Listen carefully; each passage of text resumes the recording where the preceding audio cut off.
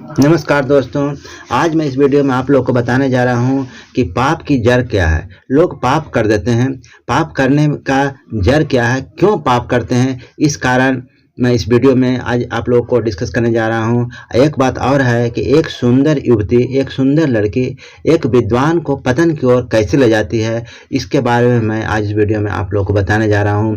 Video में आप लोग लास्ट तक बने रहिएगा। एक समय की बात है, एक मकान के सामने एक वृक्ष के नीचे एक तेजस्वी युवक विश्राम कर रहा था। उस पर एक गृहस्थ स्वामिनी को नजर पड़ा। एक गृहस्थ स्वामिनी ने एक दासी को भेजकर उसे अपने पास बुला लिया। परिचय पूछने पर युवक ने कहा, मुझे चंद्रशेखर कहते हैं। गृहस्थ स्वामिनी को यह नाम कोई नया नहीं था, क्योंकि उस समय इस विद्वान को महाराष्ट्र में नाम गूंज रही थी। उनके मुख पर उदासी देखकर गृह स्वामिनी ने पूछा, आपके मुख पर उदासी छाई हुई है, क्या आप इसका कारण मुझे बता सकते हैं? तो उस युवक ने कहा कि हाँ, बात यह है कि एक शस्त्रार्थ में मुझे पराजित होना पड़ा और मैंने निश्चय किया कि जब तक मुझे पूछे गए प्रश्न का उत्तर मालूम नहीं हो जाता है, मैं घर वापस नहीं जाऊंगा। गृह स्वामिनी ने प्रश्न किया, क्या मैं आपका वो प्रश्न जान सकती हूँ? तो बोला, हाँ, वह प्रश्न है, पाप की जड़ क्या है।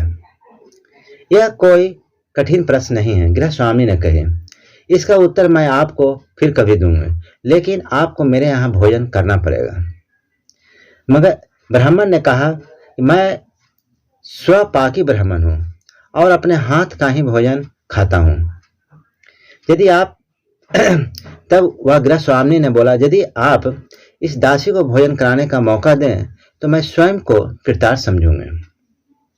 याचक ने जब कोई जवाब नहीं दिया तो युवती एक लोभ और दे दी उसको। इसके अलावा मैं आपको प्रतिदिन 10 स्वर्ण मुद्राएं भी दूंगी। स्वर्ण मुद्रा के लोभ में यह युवक फंस गया और इस बात को स्वीकृति दे दी कि दासी के हाथ से बना हुआ भोजन खाएंगे। मगर आपको गृह स्वामी ने कहे कि आपको यहीं रहना होगा। युवती ने उसके समक्ष एक और शर्त रख दी कि वे इसे भी अस्वीकार नहीं कर सके। याचक चंद्रशेखर गृह स्वामी के आदर सत्कार से बड़े प्रसन्न हो गया, बहुत खुश हुआ। लेकिन वह दासी बहुत ही सुंदर थी,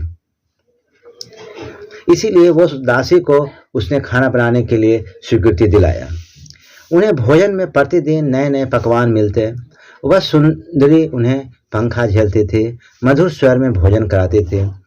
उनके मनोरंजन हेतु बरंगनाओं का नृत्य गान का आयोजन भी हो गया। यहाँ नृत्य गान भी होने लगा। याजक को सुंदरी के रूप संपदा का भी आकर्षण होने लगा था। उन्होंने महसूस किया कि जब तक मैं उससे शादी नहीं कर लेता तब तक उन्हें सुख और शांति प्राप्त नहीं होगी। मगर संकोचवश वे कुछ नहीं कर पाते थे।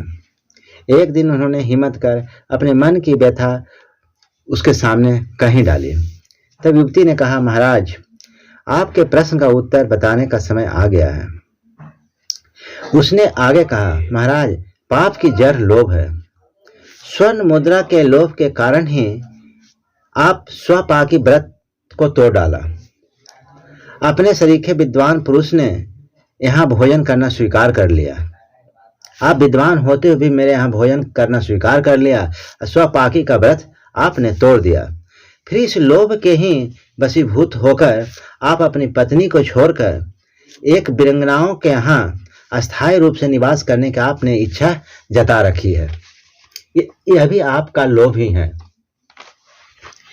याचक को उत्तर मिल गया, लेकिन पतन के मार्ग पर अग्रसर होने का पहचान भी उसे हो गया।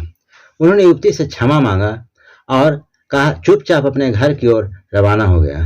इस प्रकार दोस्तों, पाप का जड़ ही लोभ है।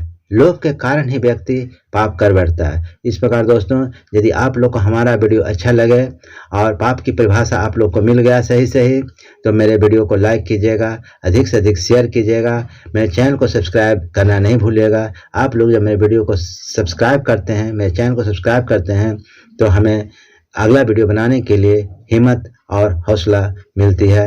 इसलिए आप लोग सब्सक्राइब जरूर कीजिएगा। और मेरा वीडियो देखने के लिए आप लोग को बहुत बहुत धन्यवाद।